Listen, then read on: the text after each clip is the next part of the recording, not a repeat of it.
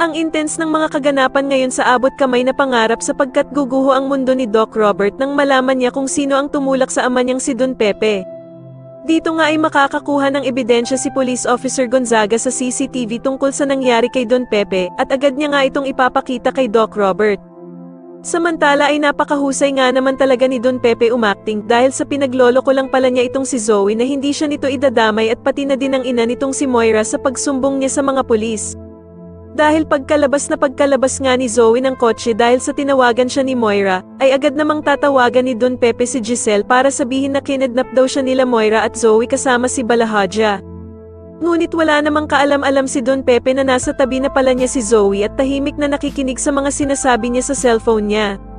At dito nga ay galit na galit si Zoe nang malaman niyang niloloko lang pala siya ng lolo Pepe niya kaya naman ay agad siyang gagawa ng paraan para patahimikin ito. Kaya naman ay galit na galit si Don Pepe nang agawin ni Zoe ang cellphone niya at dito nga ay ipapamukha niya kay Zoe na si Annalyn lamang daw ang tunay nitong apo at siya naman daw ay isa lamang manloloko at hindi siya tunay na tanyag. Dahil naman sa mga masasakit na salitang sinabi ni Don Pepe kay Zoe, ay mapupuno ito ng galit at magagawa nga nitong itulak ang matanda sa bangin.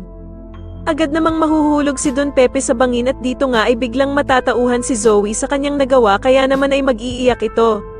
Samantala ay tatawagan naman ni Zoe ang ama niyang si Doc Carlos at nanginginig na sasabihin nga nito na hindi niya daw sinasadya ang ginawa niya kay Don Pepe. Tatanungin naman ni Doc Carlos si Zoe kung ano ba daw ang ginawa nito kay Don Pepe. Sa kabilang banda naman ay mare-recover naman ang katawan nitong si Don Pepe na walang malay. Agad namang makakarating dito si Annalyn at dito nga ay maabutan niya ang lolo Pepe niya na walang malay at sinasakay sa emergency car. Sa tingin niyo magawa pa kayang mabuhay ni Don Pepe matapos siyang itulak ni Zoe sa bangin? Mas lalo na nga talagang nagiging exciting ang mga susunod na kaganapan kaya naman ay mas lalo pa nating abangan ang mas lalong gumigandang abot kamay na pangarap. Maraming salamat po sa inyong panonood at sana po ay masubscribe niyo ako. Maraming salamat po.